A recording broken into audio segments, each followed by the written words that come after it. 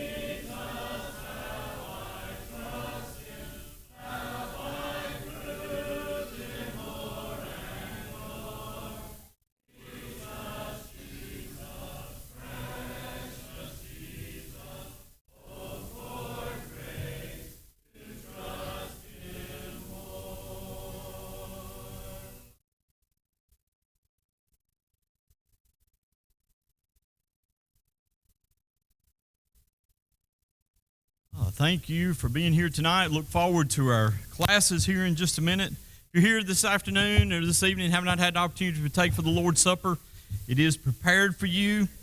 It's the guessing game, though, where it's going to be. Tonight, it's to my left, the middle office between Susie's room, Susie's office, and Adam's office. That's where it's at tonight. We've been moving it due to different things. Glad that you're here tonight. I mentioned this morning, please remember Jimmy Marks in your prayers this week as he has some more tests on that knee. Also, I failed to mention this morning, Catherine Harrison had to be took to the hospital last night. She's at the North Alabama Medical Center. Remember her and Reese in your prayers, along with all the others that we do have listed. Does everyone know what Tuesday night of this week is? Can somebody tell me? Holiday cheer program at Glenwood. Tuesday night, 6 o'clock. Santa Claus will be there. We'll be singing. We'll be handing out gifts to the residents there. If you've never been able to come and take part in this, I would encourage you to come and spend an hour walking up and down the halls, singing songs, making some people's, bringing some cheer to their life.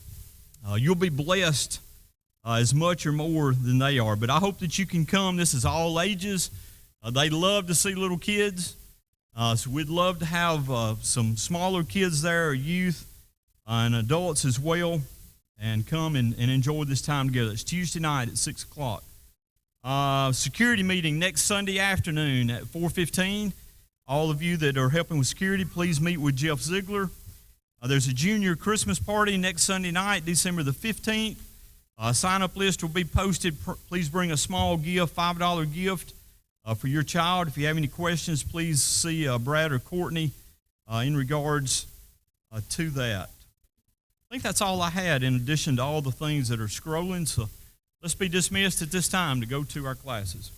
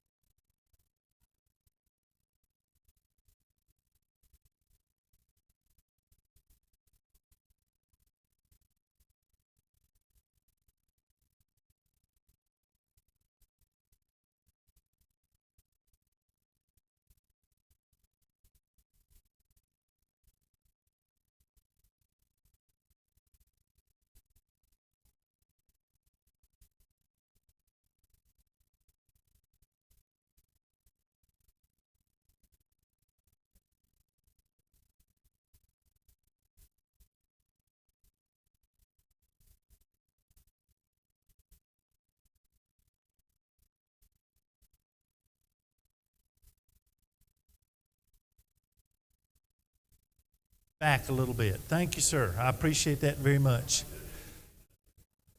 One of my beliefs in life is that a sense of humor is good for us. A fellow told me once, a sense of humor is a good thing, you ought to get one.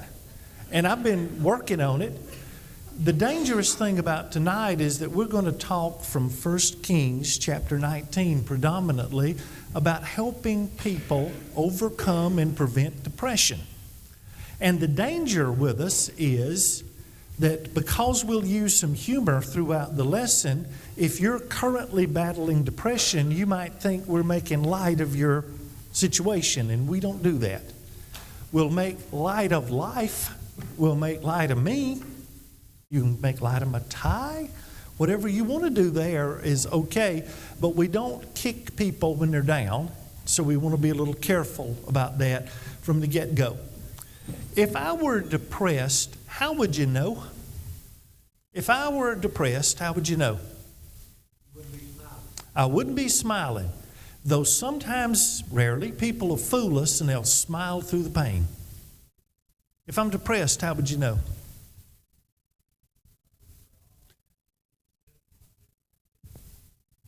If I went to prison, and I don't really want to go, but I'd take 3 months if they promised me solitary and feed me. I can get along okay without people for brief periods of time, but when folks step back from life too much, and especially Christians, because we are our brother's keeper, the second great command is for us to love our neighbor as ourselves. We can't withdraw and stay right with God and be good to family and one another. How else would you know if I were depressed? I might not tell you, but you're on to something important there. You'd have to know me. Laura has range of emotions. Bill has range of emotions. And because of Bill's range of emotions, my favorite Christmas t-shirt has stormtroopers on it with 9 different moods, and every picture is the same. You wouldn't know unless Stormtrooper told you. Now, we once learned about a depressed neighbor because we found the Zoloft package in the street because when they picked up the recycling, they spilled it. That's not the best way to find out. How else would you know? What am I likely to do if I'm depressed? Withdraw from people, no conversations, won't attend the outings. What am I going to do when I'm asleep if I'm depressed? I'm either going to sleep a lot or I can't sleep at all. Depression's weird. It'll do either one of them to you. And what am I going to do about eating? You can look at me and tell I'm going to go for too much, but too much or too little. People will do either one. That is one of the really challenging things about depression is the symptoms manifest outside of balance in many strange ways. Some people find this time of year depressing. And we'll give you permission not to speak for yourself. But why would some people find this time of year depressing? Grief. For many people, it's the first Thanksgiving and the first Christmas without somebody near and dear to them. And that is a huge change. Sometimes that's due to death. Sometimes it's due to alienation. Sometimes it's due to just changes where you can't keep the traditions you used to have and you haven't found your new normal yet. Other reasons this time of year is depressing for some.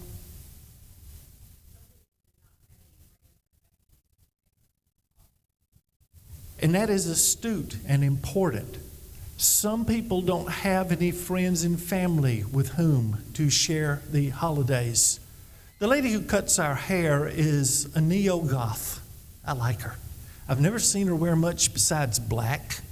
She does a really good job with a haircut, and she's pleasant. But ask her what she was going to do for Thanksgiving this year, and would you travel? And, well, I'd love to travel, but there's no money for travel. I think we'll stay in town and maybe have a Friendsgiving, gathering some other people who didn't have a place to go at that particular time and making the best of the situation. and I appreciate that. My family has a pattern habit of, I don't mean this insulting, but collecting strays. You can bring people to the house for Christmas or Thanksgiving if you're willing to vouch for their behavior and if you promise to take them away when you leave. But both parts of that have to happen. My dad loves headlights coming and he loves taillights going. So that's part of it. What else would you like to say here? Yes, ma'am. Went to Ross yesterday. I was feeling kind of poorly anyway, so I decided to go Christmas shopping. It did add to the poor feeling. People everywhere in lines, some of them ill with one another in their own families, and some of them ill with other people. How odd is it? You get in line, stand in line, everybody's trying to hurry, but this person ahead of you can't pay yet because there's one member of the party still shopping in the back and you still have to wait behind them. Financial strain. And bless our hearts, sometimes when we get depressed, we think, I'll fix it through retail therapy. I'll buy enough stuff that I feel better. And you can do that in the short run, but January comes and those people expect you to pay them. It's kind of odd.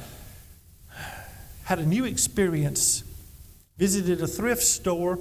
Well, it calls itself an antique place, but it's really a thrift store, and it had a layaway sign. Then this works for me. If you're in an El Cheapo place with lots of junk and they have a layaway sign, you know there's some struggling people involved in shopping there. Other reasons this time of year is hard, depressing for some folks. Yes, it is stressful. If I show up at the party, what do I wear? And what do I bring? And if I really care about these people, do I buy them a nice gift or a gag gift? And what if they think my nice gift is a gag gift? It can really go wrong in a hurry. You're seeing the Kermit the Frog commercial where he says basically thank you for the ugly sweater and has to walk that back because he's not allowed to tell Gonzo the sweater is ugly. Stressful on many levels. My family's intact, and it's still somewhat stressful at times. For blended and reblended and homogenized and pasteurized families, it gets past stressful. You know, those folks never do work it all out so that you can be at all the gatherings you're supposed to be one after the other. There's always going to be a conflict in that. For some people, the cold is stressful. Now, I like my leaves. I like them on the tree and I like them off. I rake my leaves because I eat too much. Not because I'm depressed, I just eat too much. And the leaves provide lots of exercise. But theoretically, I work a normal day, and this time of year, I'm working when the sun's shining. So I was out the other morning at 4:45 raking leaves. Now, the leaves didn't mind. Got a lot done, and it keeps the neighbors away. They don't mess with you if you rake your leaves at 4:45 in the morning. It's just strange. Some people need sunlight to feel better. And so there is that thing they call seasonal affective disorder where not as much sunlight and being in the house too much messes with you. 1 Kings 18, Mount Carmel. Elijah the prophet stands alone against 450 false prophets. There's great theater in chapter 18. You know, the prophets of Baal go first, and they're supposed to call down fire from God to burn the sacrifice. They yell, they hoop, they holler, they scream most all the day. They cut themselves and such like. And Elijah goads them. Yell louder. Maybe your God can't hear. Maybe he's asleep. Maybe he's on a journey. And then you know about the water. Wet it and re-wet it and wet it again. And then when Elijah prays, God not only consumes the sacrifice, he consumes the stones on which the sacrifice was placed. Amazing, tremendous victory, vindication for the Lord God Almighty. And then you come to 1 Kings 19. Ahab told Jezebel all that Elijah had done, how he executed the prophets with a sword. Jezebel sent a messenger to Elijah saying, "Let the gods so do to me and more also, if I do not make your life as one of them by about this time tomorrow." And when he saw that, he arose and ran for his life, went to Beersheba, went a day's journey into the wilderness, sat out under a broom tree, and prayed that he might die. There's more indication of depression in the chapter as we go forward. Why would Elijah, after a literal mountaintop victory, so quickly fall into major depression? Why would that happen to him?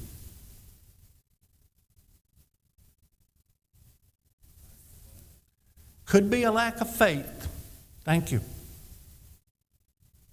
just had this great experience, and then something bad happened to him, and he made a hope that there was going to be great fanfare. Yes, sir. The train wreck effect. Just a huge victory. Surely good things. Momentum has changed. I've reversed course. Things are going to be stunningly better, and expectations are dashed.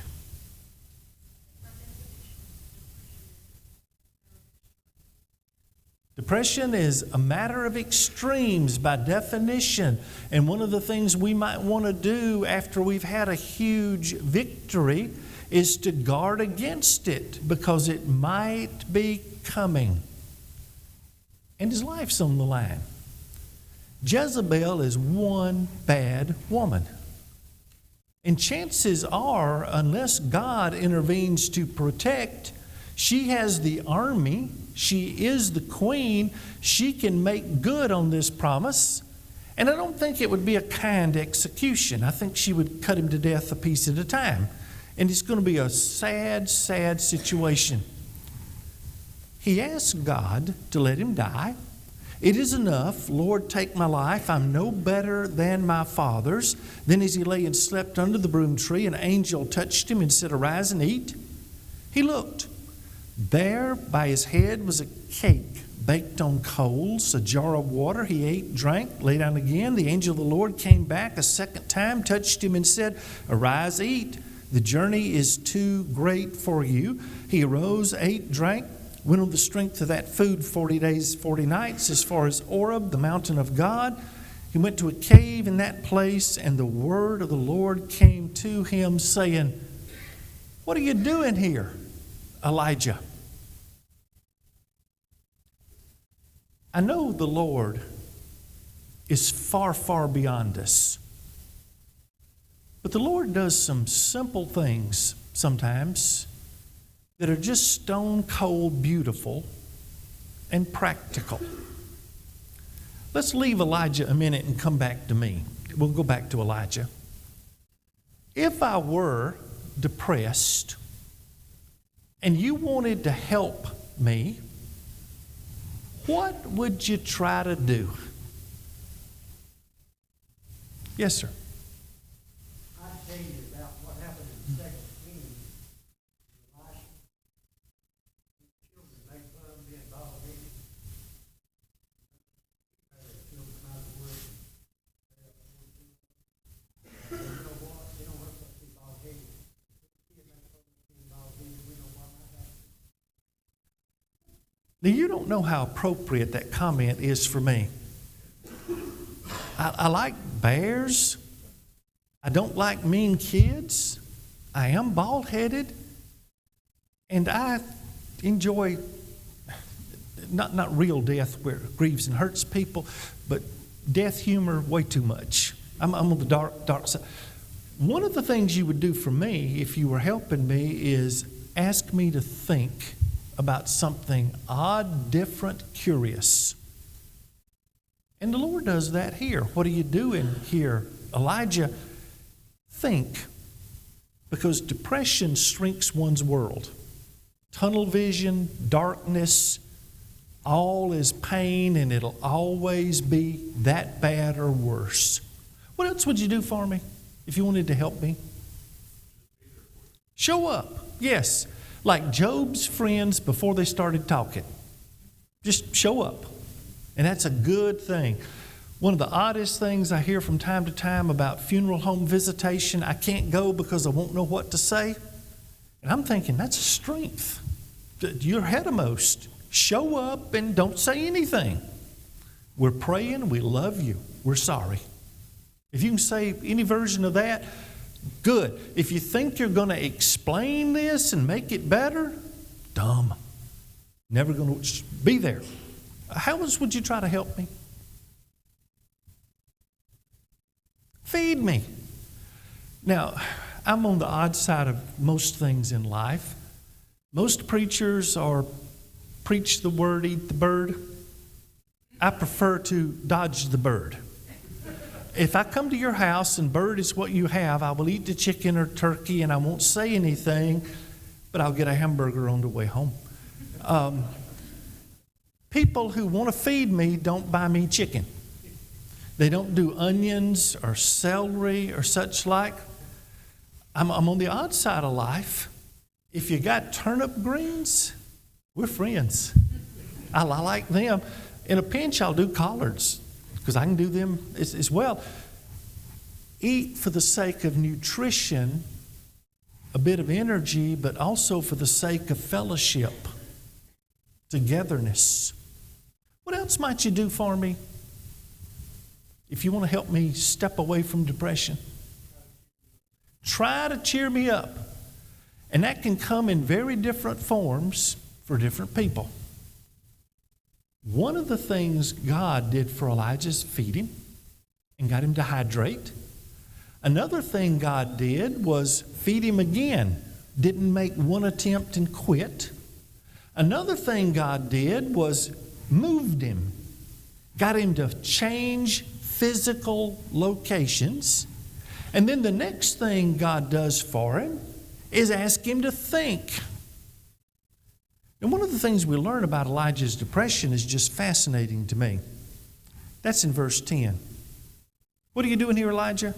I've been very zealous for the Lord God of hosts. The children of Israel have forsaken your covenant, torn down your altars, killed your prophets with a sword. I alone am left, and they seek my life. There's nobody but me. Was that true? Patently false. We learn a little bit later that there's a whole group of people. Verse 18, I have reserved 7,000 in Israel whose knees have not bowed toward Baal, and every mouth that has not kissed him. If you will, help me think about that a minute. How can Elijah feel like he is alone, he's the only righteous man left, when there's 7,000? How do we make sense of that? I believe it because the text says it. But how do we make sense of that? Narrow focus. I shouldn't do it. But I still read the letters to the editor in the local paper. It messes with my blood pressure and my attitude. Now, one reason I still read them is because so many of them are so dumb. Just to be fair, I feel slightly less dumb when I read those letters. But it's just an absolutely amazing situation. How many people in our community assume that narrow focus? They don't see the worst of the letters. Can't stand you Christian hypocrites. You guys claim to love your neighbor, you claim to love children, you claim to love everybody, and you don't do a thing in the world to help anybody. That's just patently false. easily falsifiable. The person writing that letter didn't have a clue what you do day in and day out. I know Mars Hill better than you, but week in, week out, in our little congregation, we have people who haul folks to the doctor's appointment. We have folks who give generously to the contribution and also send money to missionaries to help them. They pray for people. They study the Bible with people. They keep their neighbors' kids and help get them to school and home from school when they can't do that. They take care of yard work. They do tons of things. I don't even know all of them. And I want to. It's terrible to focus so narrowly we can't see the good anymore. Yes, sir. Feed the hungry over and over again. The Lord gives Elijah opportunity to think, but he does that in an amazing way. Verse 11, go out, stand on the mountain before the Lord. And the Lord passed by. A great strong wind tore into the mountains, broke rocks into pieces before the Lord. But the Lord was not in the wind. There was an earthquake, but the Lord was not in the earthquake. After the earthquake, a fire, but the Lord was not in the fire. And after that, a small, still voice. Why is the Lord not in the, if I can call it a tornado, I know, an earthquake, fire? Why is the Lord not appearing to Isaiah, to Elijah in any of those ways, but speaking to him in a small, still voice? Like E.F. Hutton. I love those commercials. When E.F. Hutton talks, people listen. You know this as parents. Is there something you don't want your children to hear? Try to have a whispered conversation in your own house without them hearing. They'll find some way. Now, you can flip that on them if you really want to. You can do overhearing. Have the quiet conversation with one another, and it all runs something like, have you noticed little Johnny's doing better in school lately? Since he's doing better in school and beginning to clean up his room and behaving, I think there might be a little something extra under the Christmas tree this year. What do you think about that? I want that dude to hear that. I want little Johnny to do all of that and do those things well and go on and on. Other reason the Lord, there's no single verse that tells us. This is put here for us to think about. Why would the Lord be present in the whisper instead of in the magnificent? Small things are often huge. Yes, sir. I love the value of small changes. If I am depressed and Kevin feeds me, it's a step. Now, the devil's going to tell Kevin, won't do any good, Bill's stubborn. Well, he knows Bill's stubborn. He doesn't care. He's going to love me anyway. Try. Try. Show up. Be there. Good humor if you can bring it. Partnership in any sort of good work. I love what you do at the nursing home. One of the coolest things about nursing home, they're almost always glad to see you, and you're glad you went and helped them, and you're thrilled you got to leave. Not trying to be ugly about it, but you just realize something more about how blessed we are. Yes, sir. Another thing I do, I come to your house. Now, if my doctor told me I need to walk a mile a day, and I ain't got anybody to walk. Would you mind walking with me a mile outside? I guarantee you, if we walk down the road, we have time to talk, and you see things outside of your house, it wouldn't be dark and ugly. It wouldn't be in a depressed, dark room. We'd be out enjoying the sunlight. We get a chance to talk. We can be one-on-one. But all I want to do is walk with me. That's the truth. Mr. Kimbrough is being strategically therapeutic with us here. He's recommending show up, need a partner to walk with you, get me outside, create a situation where we can talk with one another, see something pleasant, visit. We'll talk more about a list later. Other than being right with God and prayerful, I wouldn't put anything above that. One of the best things I've ever recommended to anybody to battle depression is a joy book. If you've never done a joy book, you don't even have to be depressed to start it. It can be electronic, it can be paper, doesn't matter what it is, as long as it's yours. There are 2 rules about the joy book. Charles, if you start your joy book, every day you write something happy in your joy book. Every day you write something happy in your joy book, and you don't let anybody else see it unless you choose to. The psychology of that is not mine, but it's really sharp. Joy book today. Kevin's sweater. Who else could pull off this sweater? Who else would pull off this sweater?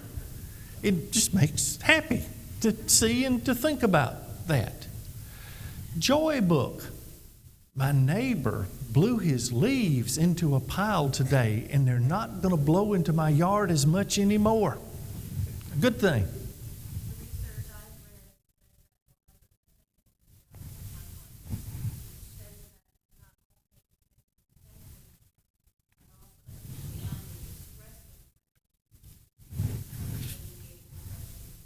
It does. The act of expressing gratitude helps alleviate the... You write in your joy book, you're going to... Every good and perfect gift is from above, comes down from the Father of lights. We're going to have to be thanking God for that. And we're going to be more inclined to thank people. I went to Kohl's with Laura. I don't belong in Kohl's. But Laura wanted to buy a Grinch.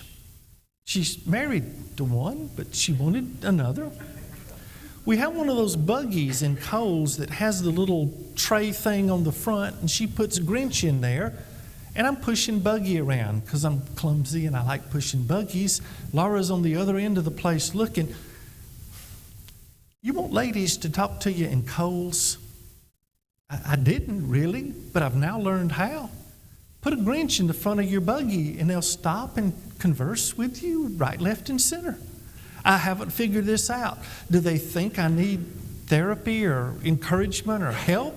Or they just, it was weird, fun, strange. I don't think I'm going to do it again, but it was thankful. On the way out of Kohl's, a line of people waiting to get in, and this extremely polite gentleman holds the door open for the old balding white guy as he leaves. What a nice thing. Pleasant. The Lord wants Elijah to think. He wants him to eat. He wants him to move. He wants him to get off his bad assumption. And he challenges that in a really good way. I love verse 15. The Lord said to him, "Go, return on your way to the wilderness of Damascus. When you arrive, anoint Hazael, king over Syria. Then you shall anoint Jehu, the son of Nimshi, king over Israel. And Elisha, the son of Shaphat, of Abel, Maholah, shall you anoint as a prophet in your place." Why is the Lord giving the depressed prophet jobs? Why is the Lord telling him to do all these things? If you're working, you're not thinking about negative stuff. Again, I'm old-fashioned and simple. We have some friends right now who can barely put one foot in front of another. arthritis, rheumatism, other issues. They really struggle. Every time I see them coming into the church building, it blesses me. Here's somebody who made double extra effort. And you know what those people will tell me? They tell me the truth now. How you doing? Struggling. Well, I'm happy you're struggling here. I'm happy you're blessing us by being here. And then sometimes they'll even say to me, well, I figured I'd feel just as bad here as I would at home. I may as well be with the Lord's people. Now, I hope that improves, but I love that idea of soldiering on, acting better than you feel. That's not hypocrisy, that's maturity, and it's good for us. Your idea of asking me to walk with you, if somebody's struggling with feeling worthless, bad, down, not needed, done with life, ask them to minister with you. Start simple, start easy, nothing complicated. I should have proofed this with you earlier, but I didn't do it. I bet you have some homebound members of this congregation. When you go to see them, you leave feeling better than when you went. If you don't know those people, look at some of the heads that are nodding now.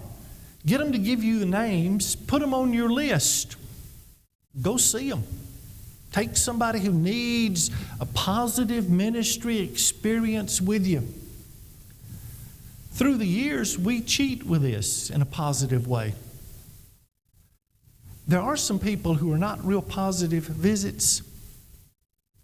And when we go visiting and are going to see multiple people, we go to see the challenging ones first and the positive ones last. And you know why? Leave a good taste in your mouth.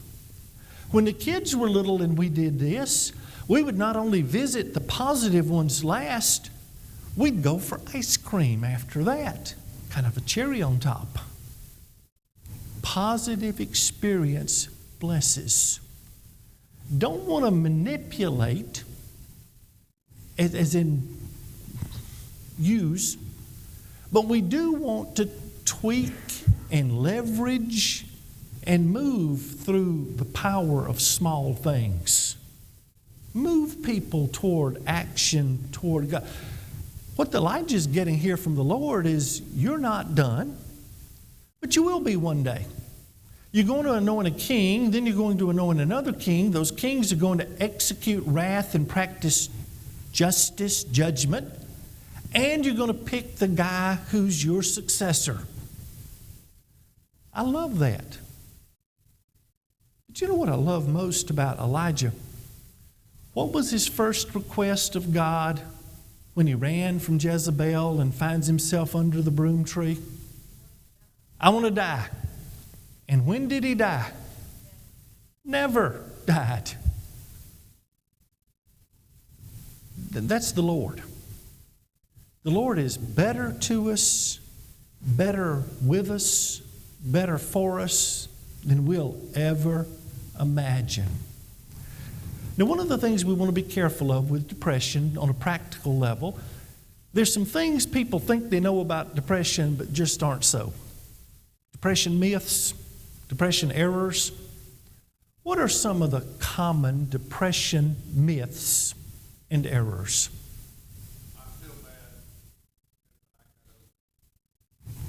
I feel bad. I got over it. Tell me how that's.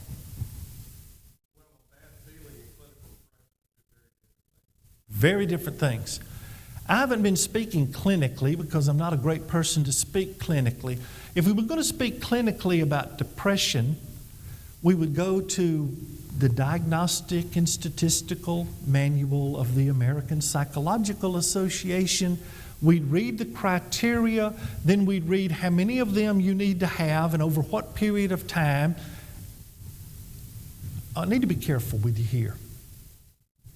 I grew up around some well-meaning preachers who didn't think there was such a thing as clinical depression.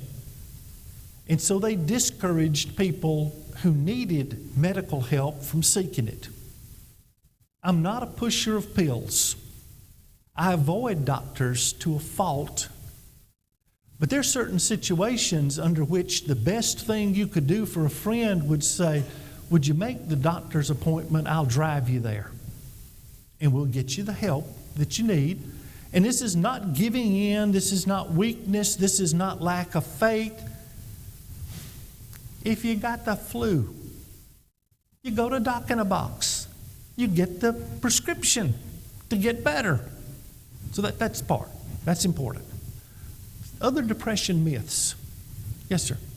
It's not a myth because we read about a case in the Bible. He was clothed and in his right mind. I love the Gadarene demoniac story, clothed and in his right mind. Used to use that with teenagers to teach modesty, that, if you're in your right mind, you're going to cover up reasonably well. Also would use that to talk to people about how the Lord can restore better thinking. And we absolutely, one of the ways He restores better thinking is through our study of the Word, letting the Word be lamp and light for our path. Another way He restores better thinking is putting us in better company, with God's people so that we get help like we need. Depression can't get me is one of the saddest myths. It can get anybody. We want to defend intelligently. Live right before God. Live in balance. Be healthy. Do not dare the devil by saying, I'll never. And we want to commit to not sinning, but we got to be careful about that. Do not want to label depressed people. And what are some of the labels we sometimes, and again, I'm not talking about you, I'm talking about people in general. Some of the labels folks sometimes hang on depressed people. Lunatics, crazy. Sad sacks. I want to be careful about both ends of that.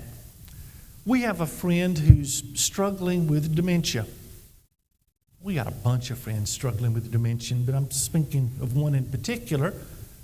When I visited this friend has said to me more than once, I'm not crazy. And I finally learned, Richard, what to say there. No, ma'am, you're not crazy. You're sweet. Crazy is not a clinical term. It's too broad. It's pejorative. It's negative. People tend to read it as insulting. What I want to do there is change the level of the answer, change the level of discussion. I'm not here to judge your mental status. I'm not here to declare you 2 standard deviations off the mean.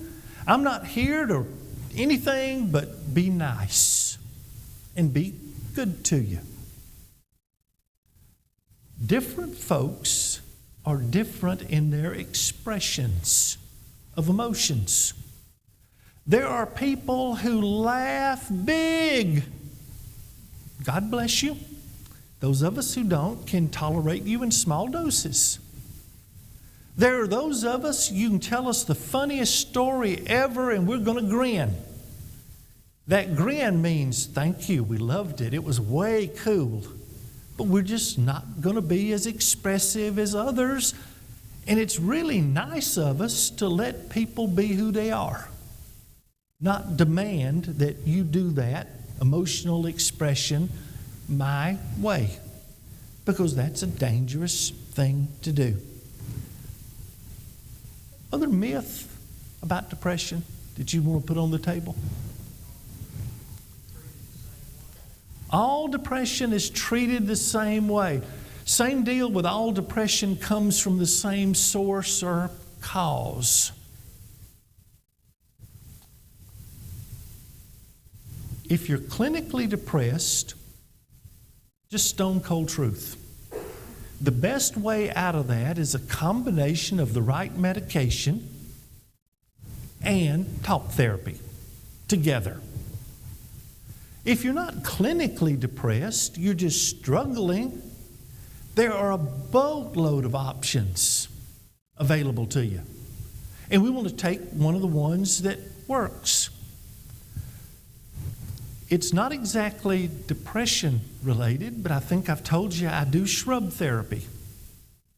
I cut them. Now, not down, but trim them to where they look nice. Part of that is I need to be outside. Part of that is I need the physical activity. Part of that is I need to do something where I can see progress in the moment. We talk about joy book or thankful book.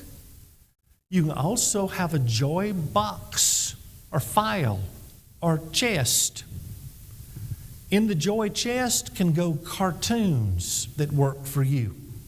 We have some people here who practice cartoon therapy. It can also be sweet notes people have sent you. It can be kind things people have done for you.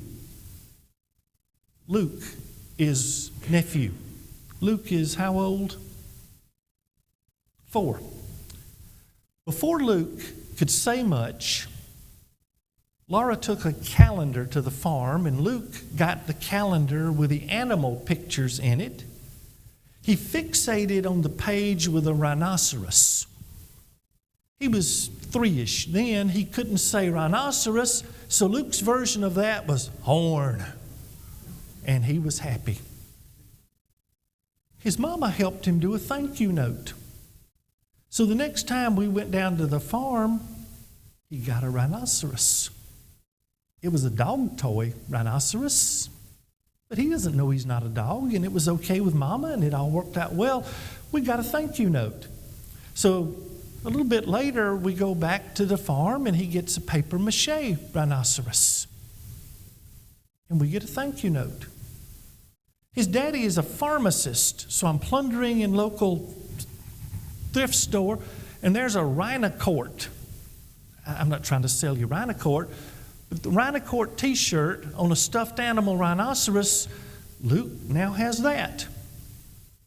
And the thank you note we got the last time, he drew me a rhinoceros and put a heart on it.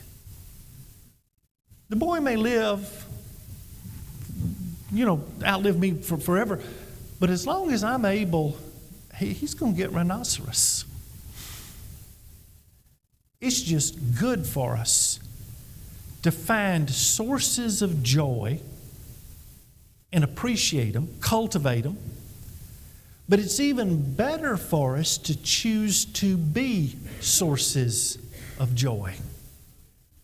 We had the best adventure after worship, Mars Hill today. There was a $1 version of a Ninja Turtles baseball cap. And 2 of the little guys at church love Ninja Turtles. So now their dad has the Ninja Turtle baseball cap, and everybody's happy, especially me.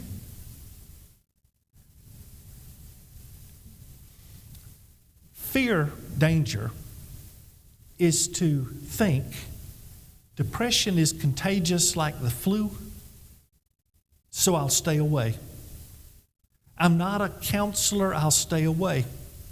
I'm not a doctor, I'll stay away. I'm not an expert, I'll stay away. Please don't stay away. Be part of the intervention, the small things, the interaction, the helping of people. Let everyone look out, not only for his own interest, but also for the interest of others. It's amazing what a little milk of human kindness can do. And we want to have way more than a little milk of human kindness. If the Lord allows, next time, by request, we'll think about how do you help people who are grieving. And I understand it's too close to Christmas for that, but we're going to do it anyway. And what we're going to do there is not tell you we have all the answers, but explore some possible answers with you. Jesus himself, man of sorrows, acquainted with grief. If you love people, you've either grieved or you will. Thank you for helping us tonight. It does my heart good to see so many people help and think. And even if you don't help verbally, you help by showing up and being awake. Well, we'll end with a prayer. Father in heaven, thank you for loving us. Please help us to walk in the light. Please help us to embrace the joy of being in Jesus. Please help us to be good to folks who struggle and not let them struggle alone. Please help us when we struggle not to struggle alone. We thank you that you love us even more than we love ourselves. In Jesus' name, amen.